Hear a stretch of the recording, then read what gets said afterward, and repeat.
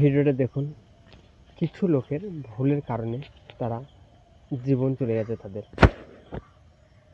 পানি ব্যবহার এতই ছিল, পানির স্রোত, তাও তারা এটাকে কিছু না মনে করে সেটাকে পারাপার করতে গিয়ে দেখুন তাদের জীবন চলে গেছে। তাই হিন্দিতে একটা কথা আছে, তাহলে জান উসকে বাদ জাহান। তাই সব জায়গায় এত রিস্ক নেওয়া ঠিক নয়। তাহলে এদের মতো হবে আপনার আমার সবার। একটা কথা মনে রাখতে হবে, রিস্ক সব জায়গায় নেওয়া ঠিক নয়। দেখেছি এদের কি অবস্থা।